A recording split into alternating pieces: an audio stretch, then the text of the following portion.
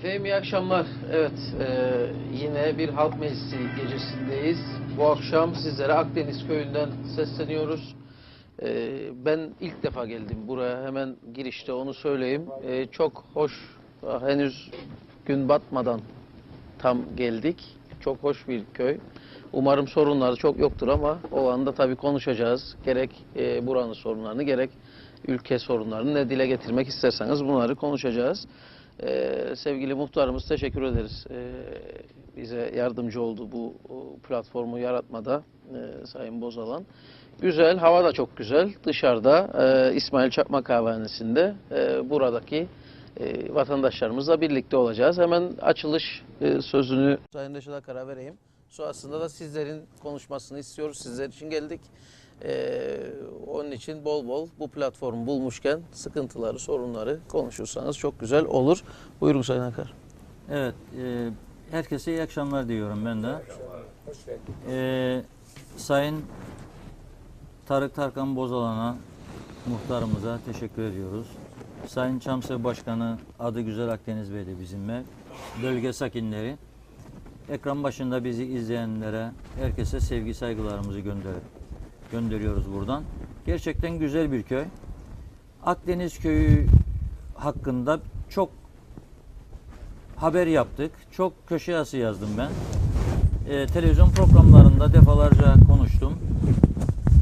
Çünkü muhtarımız bize Çamlıbeli ziyaretimizde 1900 ya 1800 metrelik bir su borusunun aylarca değiştirilemediğini, parasının elçilikte hazır olduğunu, fakat Su İşleri Dairemizin bu kadar basit bir konuda basit bir projeyi hazırlayamaması nedeniyle bu bölge insanlarının aylarca çamurlu su kullanmak zorunda kaldığını anlatmıştı.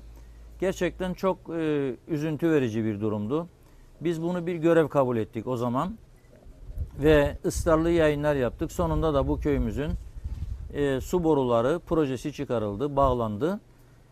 Belki zaman zaman bazı sorunlar gene yaşanıyor ama hiç olmazsa o eski günlerdeki kirli, çamurlu sulardan bu bölgemiz kurtulmuş oldu. Çok güzel bir köy. Ben de ilk defa geldim. Dolaşma imkanımız olmadığı halde ilk intiba çok güzel, serin, havası temiz, yaşanabilecek bir bölgemiz. Kıbrıs'ın birçok yeri gerçekten güzel ama burası farklı bir güzelliğe sahip. Böyle bir güzel yerde güzelliklerin oluşması lazım. İnsanların mutlu olması lazım, huzurlu yaşaması lazım. O nedenle bundan sonraki yaşamda inşallah buradaki insanlarımız mutlu olur. Üretimlerini daha rahat bir şekilde gerçekleştirirler. Bizler hem sizleri bu akşam dinlemeye geldik, hem tabii ki sadece köyde yaşamıyor insan. İş icabı şehre iniyor. Birçok devlet kurumlarıyla işi oluyor. Sosyal sigortalarla, telefon dairesiyle, elektrik dairesiyle. O nedenle bütün ülke sorunlarını da burada konuşabiliriz.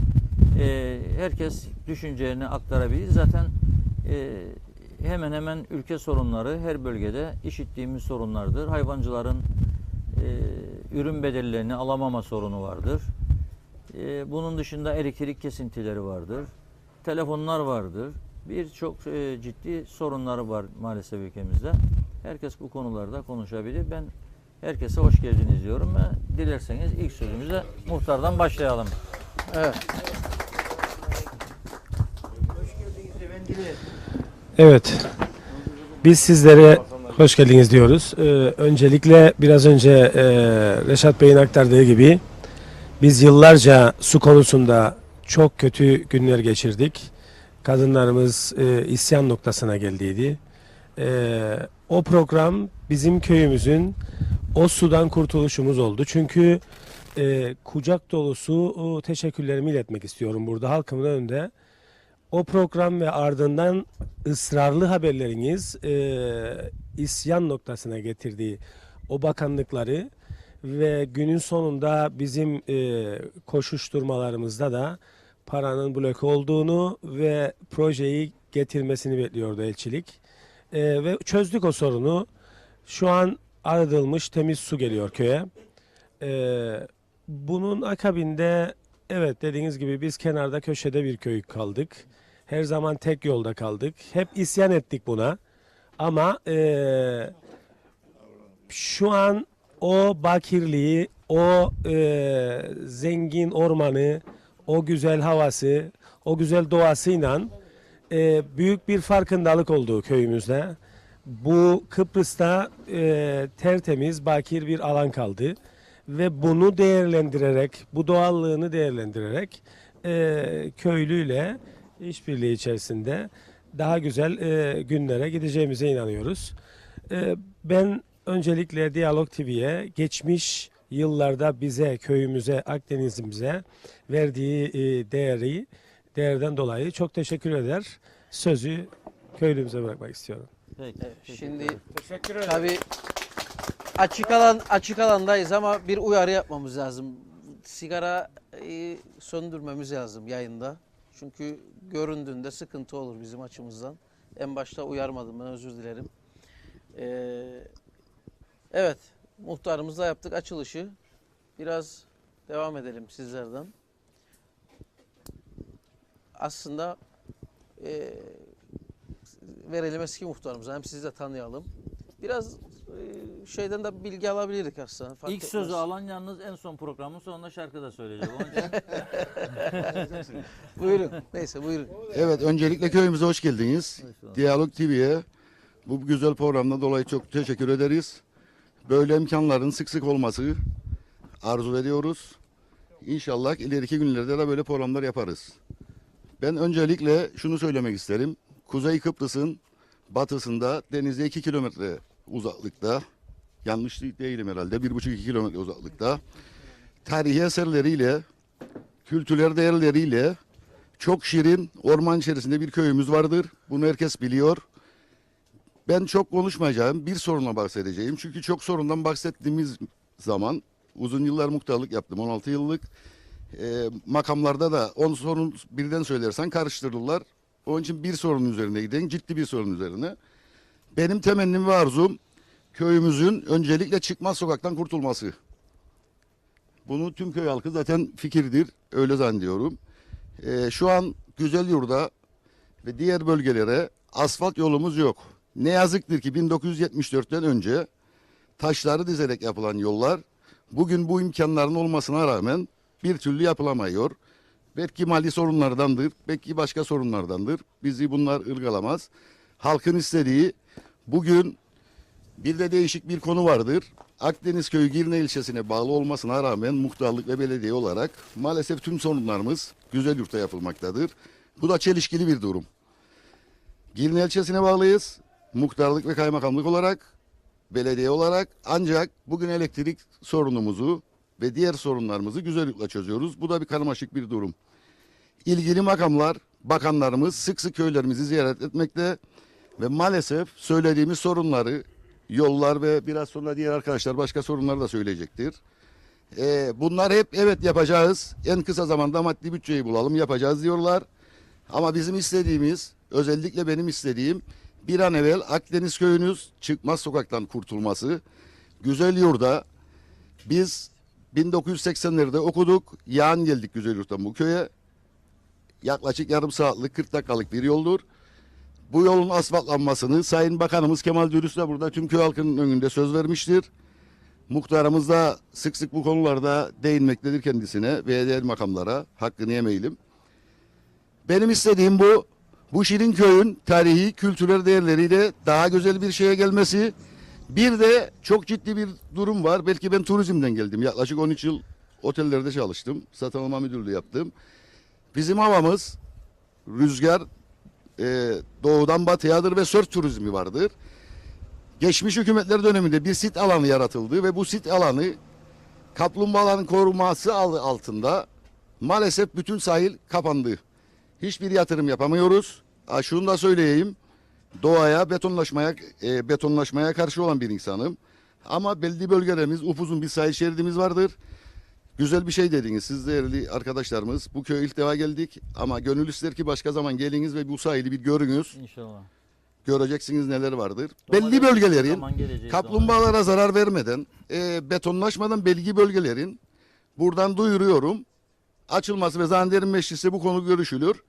Maalesef kaplumbağa diyoruz ama kaplumbağa adanın her tarafında kaplumbağa. Bugün Limasol'a da gitsek aynı, Alagadi'ye de gitsek aynı, Yavu Çıkartma Plajı'na gitsek aynı. Bu yönden mağduruz. Bu konuda da resmi makamlara duyururum. Tekrar hoş geldiniz diyorum. Teşekkür ediyorum. Peki, sağ olun. Evet, Sayın Musa Naimoğulları da katıldı aramıza. Hoş geldiniz diyelim. Hayvancılar Birliği Başkanımız. Evet, devam edelim. Verelim sözü size. Gençler de var. Var mı? Bu tarafta var. Tamam. Ayağa alabilirsek sizi. Arka tarafları. İyi akşamlar. Geldiğiniz için köyümüze teşekkür ederiz. İbrahim kardeşimin söylediği gibi yolların yapılması bundan yaklaşık 15 gün önce Kemal Bey'i bir ziyaret ettik muhtarla birlikte. Ertesi günü Güzelyurt Karayolları Dairesi Müdürü gelindi. Yaylaya kadar olan toprak yolun ölçümü yapıldı. Kaç kilometredir? Bunun asfaltlanması için bir de oradan ODTÜ'ye dediğimiz Orta Doğu Teknik Üniversitesi'nin olduğu yere kadar birleştirilecek. Bir de köyümüzdeki sorunlardan biri de belediye ile ilgili. Bundan 3 yıl önce seçimlerden önce seçimlere tabii belediye seçimlerine bir hafta 10 gün kalan belediye başkanına Fuat Bey'e bazı duvarlar var. Araba yollara düşer, yıkıldılar. Bunların tamiri için bir daha bazı kanalizasyon yerleri var. Evlere su girer. Onların yapımı için. Bir de burada Gabe'nin biraz üstünde görürsünüz. Hep taşlarla arabaları park edecek yerler, arabaların pankete düşecek yeri bile yoktur. Bunların yapımı için. Köyde bir aktivite vardı. Sadece futboludu. Şimdi tamamen orada kapandı. Sağ olsun belediye başkanı. Bize sahanın tamiri için tüm gençleri toplansın dedi. Tüm gençleri toplandı köyde. Bu sahanın tamirini dedi. Eğer çimlenme yapmazsaydı spor dairesi ben dedi dozerlerimi koyacağım. Araç kayıtımı koyacağım. Ben düzelteceğim dedi. Telleri yenileyeceğim dedi. Yedek kulübelerini, hakem odalarını yapacağım dedi. Tabii bunların parasını yönetim kurulu olarak, ben de yönetim kurulunun içindeydim. Yönetim kurulu olarak parayı biz verdik. Tellemeyi yaptık. Yedek kulübelerini yaptık. Tamam. Hiçbiri yapılmadı. Sadece seçim zamanı, seçimden önce gelip de bunları söylemek değil. Yani seçim bittikten sonra 3 yıl geçecek. Ve insanlar yani bu kadar cahil değil artık. Yani insanları zeflenmek bir yere kadardır. Tamam. Yani kendisine kaç defa bunu telefon açıp söyledik. Tamam. Hiç söylediğimizde bizi kayla almadı. Yani ne diyeyim? Yani bu köyde bir aktivite vardı. Futbol. Şimdi o da kapandı. Tamamen gençlik oynar nerede? Ya düğün salonunda ya öyle sokaklarda oynarlar. Başka hiçbir yani geri bir köydür bu köy. Yolu tek bir yol, çıkışı yok. Yani yatırım yapılmadı zamanında. Buna bir artık bir çözüm getirmeleri gerekir. Yani bu köye bir yatırımlar yapılsın. Ama bu köylü de artık yıllarla paslı suyu bilirsiniz. Paslı suyu yıllarla bizden parasını aldı köylüden. Ve bunlara bir çözüm dedik. Biraz bu paslı sudan insanlara borcu olanlara da biraz düşüş yapın dedik. Ama ya bir çare bul ödeyenlere de biraz bağışla. Vergene fazladan fazla su ki yapabilsin. Hiç bunlara gelmedi. Ben yaparım, ben ederim zihniyetiyle. Yani bence hiçbir yere varamam. Bu dünya Fatih Sultan Mehmet'e bile kalmadı ki birine kalsın. Benim diyeceğim bu kadar. Çok teşekkür ederim. İyi akşamlar. Tabii şeyi söyleyeyim, biz gittiğimiz bölgelere davetimizi yaparız. Sadece belediye başkanlarına yaptık, Fuat Bey'e de daveti. İcabet etmedi, onu da eklemiş olayım yani. Normalde çoğu bölgede belediye başkanları gelir, dinler, eleştirileri cevaplar. Evet. Evet, verelim hemen, mikrofonsuz olmaz. Devam edelim. Gel be. Tamam, sonra da size verelim. Yok. Arkada. Tamam. O konuşan yanındaki. Buyurun, tanıyalım sizi. Hoş geldiniz öncelikle. Ben Mahmut Kadıköy, Akdeniz köyünde yaşıyorum. Hayvancılıkla uğraşıyorum ve çiftçilik yapıyorum. Bundan bir 15 gün önce Güzelyurt'ta zaten bu hayvancılık bir toplandık. Sayın Tarım Bakanımız sorduğum sorulara cevap veremedik. Kaldı Naim belediye başkanımız versin. Benim şu an mandıramda suyum kesik. Kesik olmasa bile 6 liradan sen alıp da su arabilir miyim hayvanına? Günlük 10 ton su isterim. 10 ton hesabını yapın. Sonu 6 liradan. 60 lira günden. 60 lira günde. Yüzüm ben ayda satayım 4 tane anaç keçi. Ödeyim suyumu. Bu da zaten sene sonunda sürü tükenir. Kapanır. Artı Tarım Bakanlığımız bundan açıkladığı bir buçuk ay önce süt oranını. Ben diyor yağ oranına göre öderim sütünüzü. Üreticiyin. Tamam o zaman taban fiyatını niye koyuyorsun Tarım Bakanı? Kaldırsana taban fiyatını. Şu an sütler düşmeye başlar. Çünkü hayvana su içtikçe yağ oranı düşer. Kaldır taban fiyatını. Ocak, Şubat, Mart, Nisan. Yağım sağlam olduğu gün beni sağlam öde. Düştüğü günde düşük öde. Hayır efendim ben sizi yağ oranına göre öderim. Yalan. Hep yalan.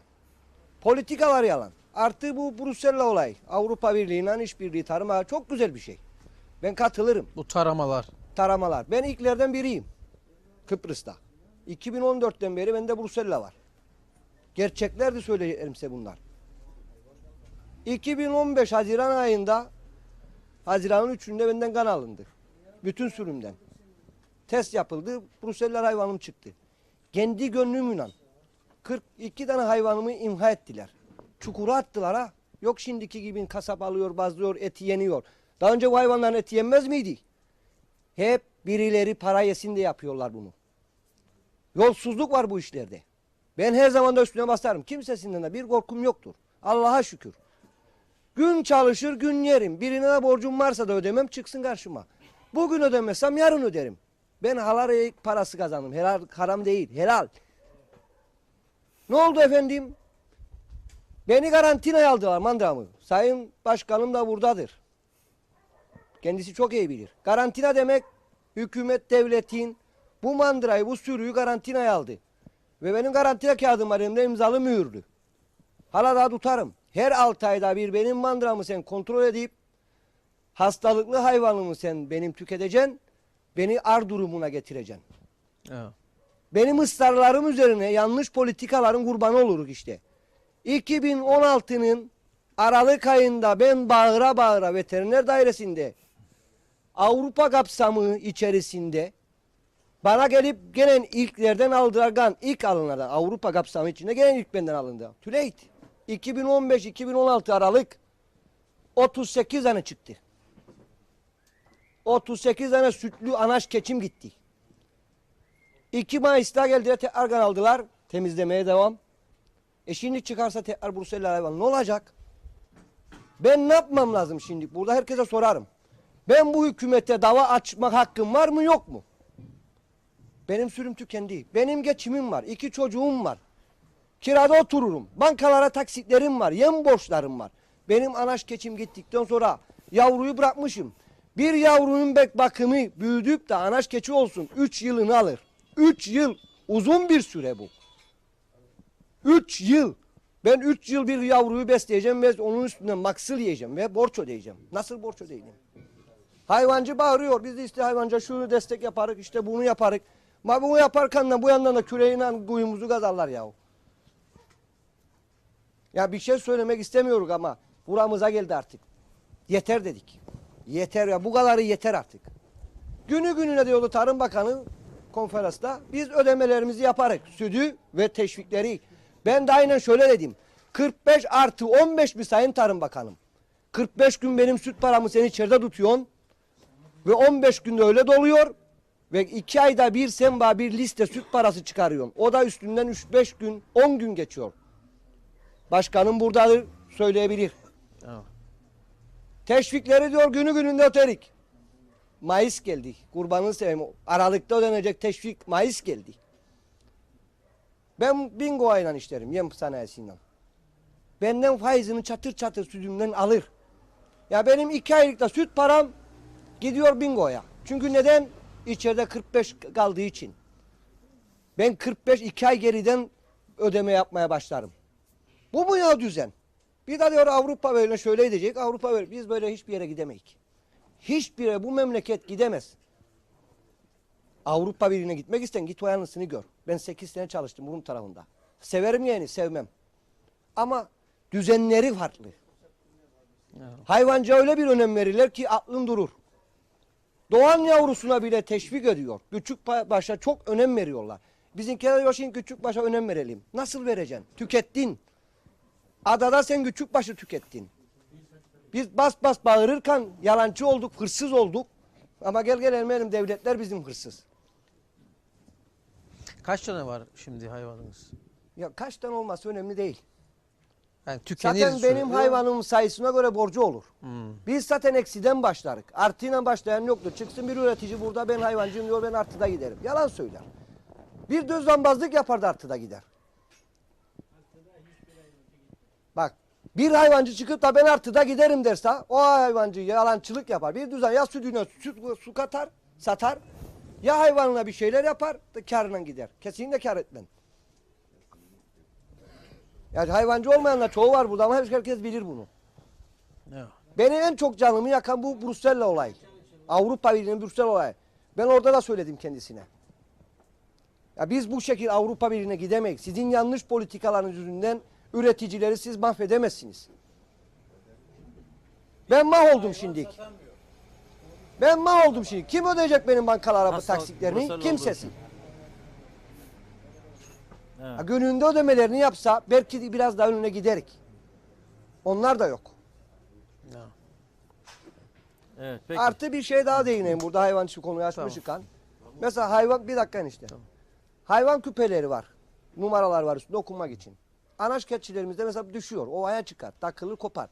Yeni küpe çaktırdığımız zaman bilgisayarlara öyle bir işlem yaptılar ki yeni kayıt diye kabul etmiyor ve hayvanın doğrudan gelir desteğini bize ödemiyorlar. Bunu da biliniz. Ben daha bunu 15 gün önce öğrendim.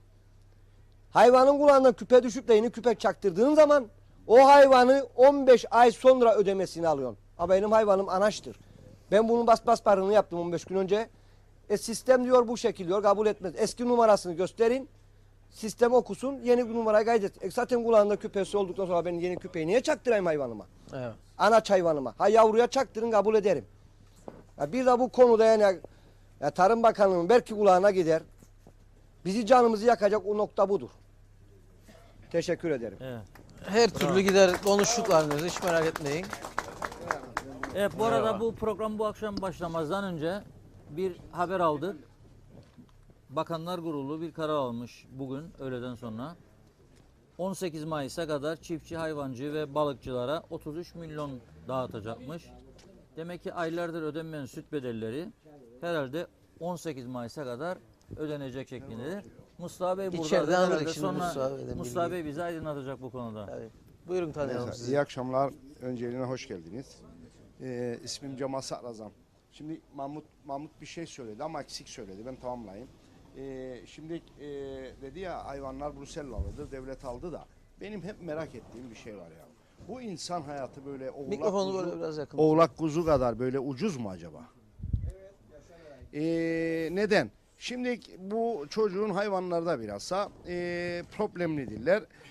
Devlet her 5-6 ayda bir gelir bu hasta hayvanları alır gömer de o güne kadar bunun çıkan sütlerini bu millet yer de bu kadar ucuz mu insan hayatı yani? Ben onu merak ederim Bravo. yani. Çünkü yenmemesi lazım bu sütlerin. Hayvanlar imha edilir de sütü yenir mi ya? Sen o sütsüz garip çocuklara, insanlara bu sütü 5 ay 6 ay yedirin sonra gelin Brüksel'alı çıktı işte bunlar imha edilecek. Tamam da o sütleri yavruların oldu. İnsanlar bunları yemedi mi? Evet. Ha, bir de sütlerden süt ödemelerinden sıkıntı vardır hayvancıların, küçük başların. O da nedir? Yağ oranı başkanımız da buradadır. Yağ oranına göre ödeyecek. Örneğin benim yağım çıktı 2.8 çıktı. Ödeyecek beni 1.500'den 1.600'den ödeyecek. 2.9 çıkar gene aynı paradan öder. Be baba 3 çıksa ödeyeceğim beni 2.000 lira. Yani 1 puan için bana 4 puanı ne için yensen? Anladın?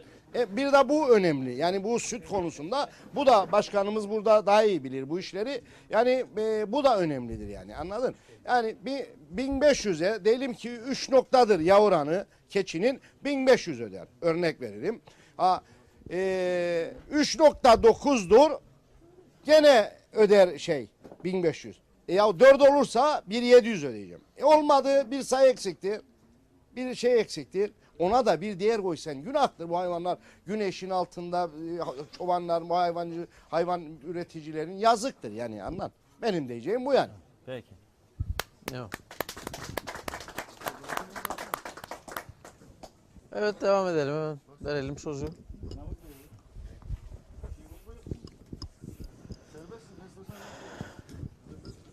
Evet. Halk meclisi topladık.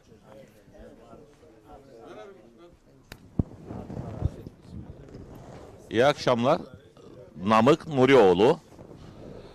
Tabii Çamlıbel'de yapmış olduğumuz toplantıya da katılmıştım. Orada da Akdeniz Köyü ile ilgili bazı sıkıntıları burada arz etmiştim. Tabii sonuçta sizler gazetecisiniz. Buna çözüm bulacak kişiler değilsiniz. Sesimizi duyurmak için buradasınız. Biraz öne gelebilirsiniz. Var yer oradan. Tabii. Daha Geleyim. iyi alsın sizi Tamam. Okey. Vallahi şu anda yeni katıldım. Tam neler konuşulduğunu da bilemiyorum.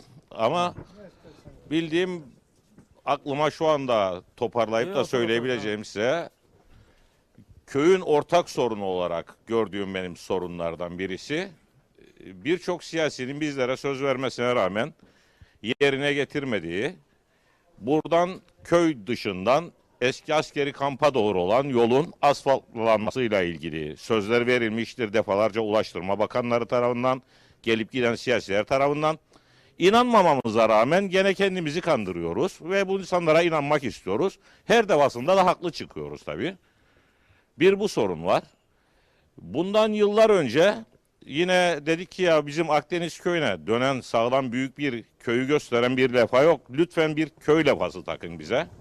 Milyonlarca lira para harcanarak, ki belki binlerce TL değerinde olan büyük dev gibi levhalar yaptılar. Oldukça parlaktı. Göz de alıyordu araba ışığı vurduğu zaman. Oh be dedik, nihayet yaptılar. Ama bir yıl sonra asfaltın ihalesinden çıkıldı. Asfalt ihalesine çıkıldığı zaman bu büyük şasi demirlerine monteli olan bu levhaları söktüler. Yol kenarlarına attılar. Bizim Tepebaşı yol ayrımındaki levha da yok. Herhalde alıp birisi ağılın üzerine koydu. Şu anda Çamlıbel'i geçtikten sonra Kılıçarslan'a girmezden önce o büyük levhalardan birisi toprak duvarın üzerinde dayalı duruyor, sökülmüş durumda. Yol kenarlarına arabaların görmesi için takılan plastik levhalar yine Karayolları Dairesi tarafından monte ediliyor veya ihaleyi alan firma tarafından monte edildi. Ot temizliği yapacağız diye gelen Orman Dairesi veya Karayolları'nın graderi tarafından bütün bu levhalar sökülmüştür.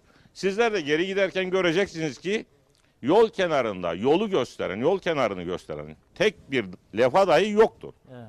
Bulunmamakta. Bunlar ormanlarımızın içerisindeki çöplükler aynı şekilde devam eder. Bu çöpler yerlerinde durur. Bunlar ilk anda aklıma gelen sorunlar. Bir diğeri, tabii siyasilerin yine böyle babalarının çiftliği gibi dağıttığı kırsal kesim arsalar vardır. Her seçim döneminde bol bol dağıtırlar. Evliye, evsize, kadına, kıza, ev yapacak olana, yapmayacak olana, yapmak isteyen gençlere, zaten bunlar dar gelirli insanlar, bir kredi vermedikleri için bu gençler zaten ev yapamaz. Bir diğeri ise bu ev yerlerini verdiler, fakat bu ev yerlerinin hiçbir tanesinin bile altyapısı yok. Yıllardır dağıtıldı, hiç kimse arsasının neresi olduğunu, ev yapmak isterse elektriği yok, suyu yok, asfaltı yok, hiçbir şey yok ama dağıtmışlardır. Bir diğeri tabii ülkenin genel sorunu, şu anda aklıma gelen, biliyorsunuz birçok paket çıkartılarak Rum'dan kalan araziler dağıtılmıştır. Eşdeğer puan denilmiştir, mücahit puanı demiştir, devlet puanı denmiştir. Benim babam da bir mücahitti. Babamdan bize kalan bir mücahit puanı var. 3-4 pakete müracaat ettik. Hiçbirinde bize bir dönüm bile bir arazi çıkmadı. Soruyorum siyasilere, bu mücahit puanlarını ne yapmalıyız? Bunları bizden satın mı alacaklar? Başka bir amaçları var mı? Şimdi siyasi bir de Zorlu Törebey var. Tabii direkt onunla ilgili bir konu değil belki ama eğer bu konuda bir bilgisi varsa bize söylesinler. Ya da efendim yırtın atın derlerse yırtıp atacağız. Evet. Teşekkür ederim, sağ olun. Tamam. Güzel bir soru Zorlu Bey. Daha sonra cevaplar benim de var, mücahit puanlarım da. bir köşede atılı durur. Bu Tamam, güzel buradan puanlarını niçin verdiler o da bir ayrı soru.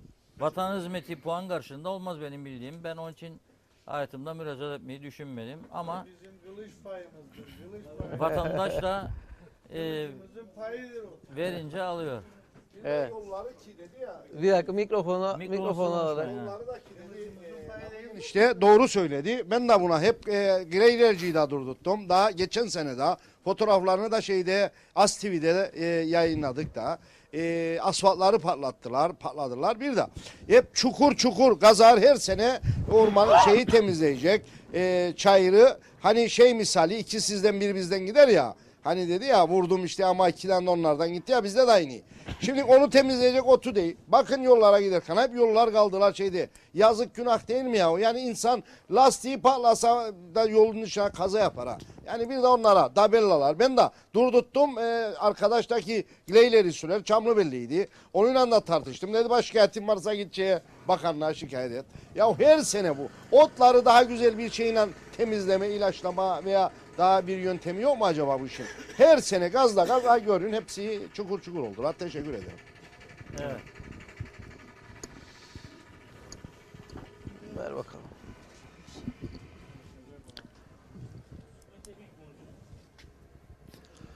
İyi akşamlar. Ben adı Güzel Akdeniz, Çamlıbel Ocağı'nı Güzelleştirme, Kalkındırma ve Yaşatma Derneği Başkanı sıfatı olarak komşu köyümüzde bulunmaktayım. Sorunlar Gırla'dır bölgemizde ama bu güzide köyümüzün gerçekten biz Çamlıbel içinde diyoruz ki saklı cennet Çamlıbel terimini çok kullanıyoruz. Bu güzide köyümüz Akdeniz diyelim. Akdeniz demin arkadaşların da belirttiği gibi çıkmaz sokaktır. Gerçekten bundan kurtulması lazım. Daha önceki yıllarda biz duyum almıştık. Güzeyyurt'tan yol Akdeniz, Kayalar, Sadrazamköy'den Girne'ye bağlanacak ki bu burasının nefes almasını sağlayacaktı. Bölgenin gelişimi demektir. Yollar bir ülkenin gelişimidir. Medeniyete doğru attığı adımlardır. Sorunlar bitmekle, söylemekle bitmez. Bizim de birçok sorunumuz var bölgede. Hep iç içeyiz. Sorunlarımız genelde ortaktır. Arkadaşların çoğu da buna değindi. Suyumuz geldi mi bu arada? Su size geldi mi? Suyumuz geldi. Anladım. Ben şahsen 3 aydan beri evimde anavatan Türkiye'den gelen sudan kullanıyorum. Damacana sularını pek güvenli görmüyorum. Damacana sularının çok iyi bir ortamda korunmadığına inanıyorum. Güneşin altında 1 saat kalması, o plastiklerin sertleşmesi için kullanılan bir kimyasal vardır. İnanın ki kanserojen madde üretir. Ama musluklarımızda akan su en fazla mikrop kaparız. Yani burada da güvenle içilebilir. Bunu belediyeler de halka duyurması gerekiyor diye düşünürüm. Bir de fazla sorunlara da girmeden ben Diyalog TV'ye bölgemize gösterdiği ilgi ve alakadan dolayı teşekkür ederiz. Siz halkın sesi olma yolunda kocaman bir mesafe kat ettiniz. Sizleri de burada yürekten kutlarım. Bugüne kadar ne sorunumuz olduysa böyle bir parmak işaretiyle yanımızda oldunuz. Sorunlarımızı kolayca dile getirebildik. Biz bu Çamlıbel Kültür Merkezi'ni yaparken de birkaç defa televizyonlarınızı gönderdiniz, çekimler yaptılar, haber yaptılar. Biz bundan da mutluluk duyarız ama sorunlar bir bölgenin ya da bir köyün ya da bir bireyin mutlu olmasıyla çözülmez. Siyasilerimiz gerçekten 42 senedir bizi iyi yönetmediklerine inanıyoruz biz. Halkta gördüğünüz gibi bayağı bir güvensizlik ortamı yaratılmış durumda. Önce halk siyasetçisine güven duymalı. Siyasetçi de halkına Hizmet etmeli. verdiği sözleri yerine getirmeli. Bakın yani dilimiz varmıyor. Söyleyelim. Demin Kemal Dürüst Bey'in ismini verdiler. Yani bizlere de böyle asfalt sözleri falan verildi. Yani ne gelir ne bakarlar. Yani söylemde kalıyor. Yani bölgenin yolları çok kötü. Köy içi yolları çok kötü. Bizim yollarımız Çamlıbel'den Hisarköy'e kadar bir yeni yol yapımı başlatıldı. Yol kapatıldı. her iki şerit birden bu dünyanın hiçbir yerinde böyle bir uygulama yoktur. Bir şerit kapatılır, yapılır. Ona göre teçhizatı vardır, teknik aracı gereci vardır. Bir şeridi kullandırır ama bizde yolu tamamen kapattılar ve köyün içerisinde tarlalara, bozuk yollara salıverdi ve mevcut yollarımızla berbat ettiler. O yollarda şimdi insan yürüyemez. Biz de bunları dile getirdik. Demin muhtarımız da değindi bu konuda. Yani bölgenin çok acil sorunu var. Yani Kıbrıs'ın kuzeybatı bölgesi diye isimlendirdiğimiz bölge gerçekten çok mağdur edilmiştir. Çok ihmal edilmiştir. Siyasilerimiz bugüne kadar ya da siyasilerimizi hep suçlamayalım, bizler de biraz kabahatli, seçiciler de. Yani kendimize de pay biçmeliyiz. Seçiciler, siyasiler geldiği zaman hepsi aynı dilde ellerini koy dizine, at misali başını böyle sallar. Kalkıp gittikten sonra hepimiz konuşuruz. Siz gelmeden önce biz çok konuştuk burada. Bakın şimdi konuşan daha azdır.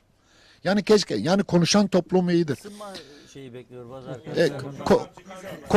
Konuşan toplum iyidir. Örgütlü toplum iyidir. Ne kadar sivil toplum örgütü varsa o kadar güçlüsün. Ama biz burada bu bölgede de sivil toplum örgütleri de birkaç defa dedik ya bir araya gelelim, platform oluşturalım, sorunlarımızı sürekli dile getirelim. Evet. Burada da hep buluştuğumuzda da gayet ciddi evetler alıyoruz ama sonra da hiçbir icraat yoktur.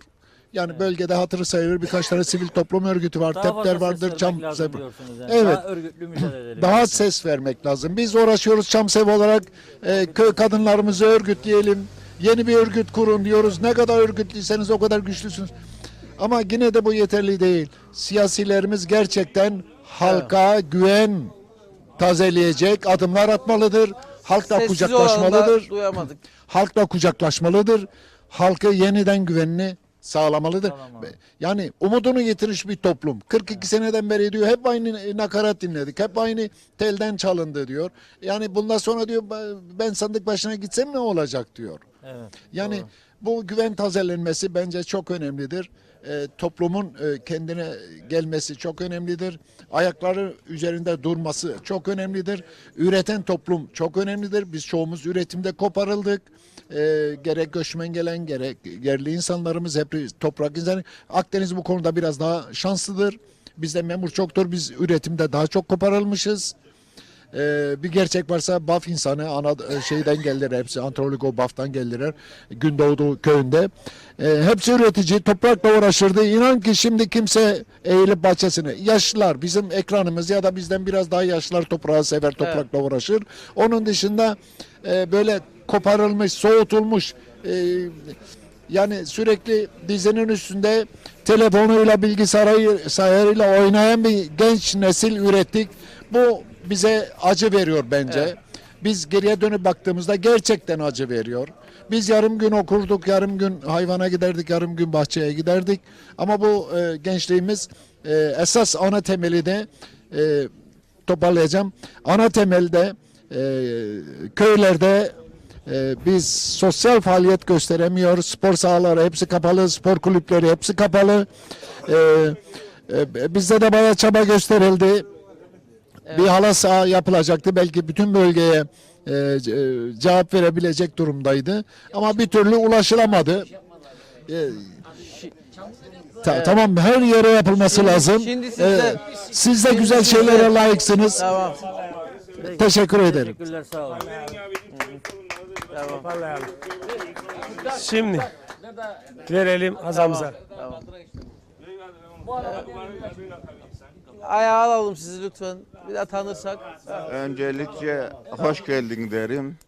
Ben Kadir Bereketligil. Bir yerde bir evde 3 tane kanser çıktım. Hiçbiri de yardım etmedi bana. Hanımım 55 günde öldü.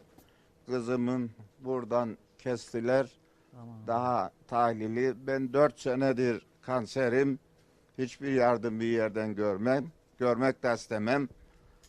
Ama bu antenleri, bu suları bize temizlesinler. Bu sulardan ve bu antenlerden olduk. Bir evde 3 kişiyim, üçümüz de berbat durumdayız. 4 senedir her hafta Lefkoşa'ya giderim. Mecburi emekli çıkarttılar. Yarı emekli çıkarttılar beni. Çabalar geçinmeye, hiçbir yerden de yardım da görmeyik. Belediye başkanına söyledik, paramız yok dedi. Yani böyle geçinmeye çabalarız ama ricamız bu antenlere yardımcı olun, bize köyden kalksın. Bir evde 3 tane kanser. Geçmiş olsun. Yani köylünün de %99'unun imzası var ha burada. İki,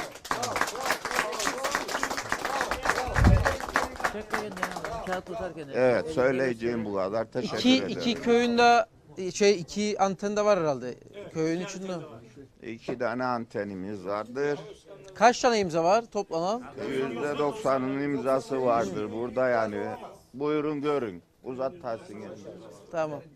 Tamam alırız biraz sonra da. Söyleyeyim. Evet, Sami. Bir ayda köyümüzde 5 tane kadın öldü. Mikrofon. Ha bu arkadaş abi. Alın elinize mikrofonu. Alın. Bitirince tamam. Yani Bir dakika. bir ayda 5 tane kadın öldü bu köyde. Hep kanserden. Bu açık iş. Araştırıp sorabilirsiniz. Kimisi ilaç yetiştirip alabildi. Kimisi yarı ilaçta kesildi. Hepsi de gitti. Ve bu şeyler eminim ki ben suyumuzdan ve bu antenlerdendi. Teşekkür ederim yani hepsine.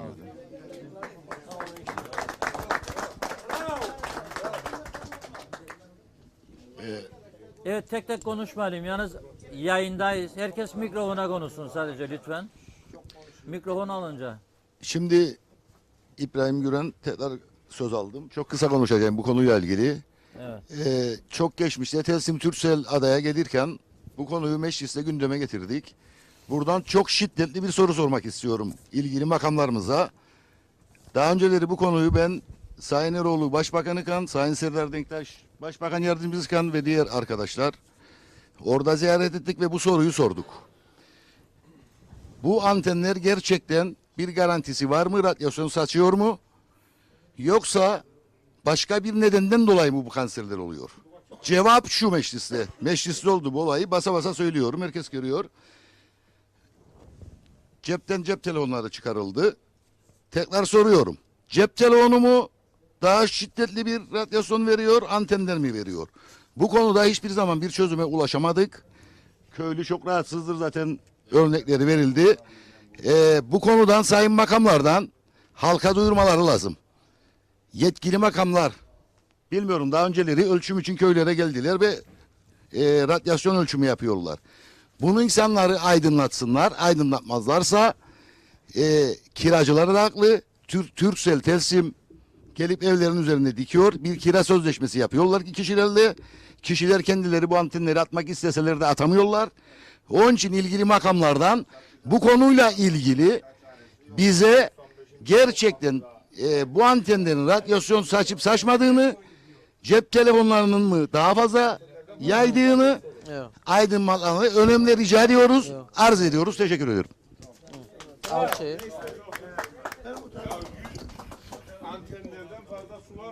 Telefonu alınca, mikrofonu alınca. Evet. Şimdi bu baz istasyonlarıyla ilgili biz önümüzdeki önümüzdeki imzalarla ben muhtar olarak köylünün talebi üzerine imza kampanyasını başlattık ve köyün %99'u bunu imzaladı.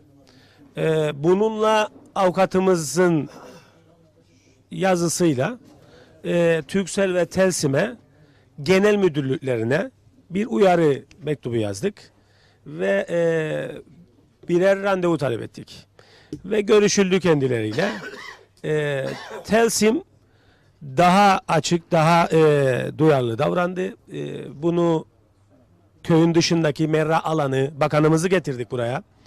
Köyün dışındaki mera alandan bir yer veya ormandan bir yer dedik ve Sayın Bakan ormandan bizim talep ettiğimiz noktaları bölge müdürlüğünden muhtarlık ve bu işi yürüten arkadaşlara bu alanların istenildiği anda, yani Turkcell ve Telsim'in uyuştuğumuz anda o alanların kiralanması ile ilgili yetki verildi. Fakat Turkcell reddetti bu şeyi ve hiçbir şekilde yasa bizi bağlar dedi ve kesinlikle bilgi teknolojilerinin gelip burada ölçüm yapmasını talep etti. Yasal hakkını kullandı tabii ve gelindi ve azalarımızla birlikte ölçümü izledik. Ve bu ölçümün sonucunda kesinlikle ben buradan da şey diyorum, inanmıyorum. %3 radyasyon var dendi. Yani minimumunda çok altında. Dedik ya nasıl böyle bir şey olur? Bu radyasyon bu kadar güçlü. Bilgi teknolojileri kesinlikle bu şekilde cevap verdi. Bunun sonucunda biz son Çamlıbel'deki programımızda ben yine söz hakkı almıştım orada. Farklı ülkelerden, Türkiye'den de bir üniversite, farklı ülkelerdeki üniversiteler ve Türkiye'deki 2 tane şehirde yapılan özel ölçümlerde yine oradaki bilgi teknolojilerinin ölçümünün 10 katı, 12 katı üzerinde radyasyon tespit edilmiştir. Ve bunun tespiti için farklı üniversitelerden ölçüm talep ettik.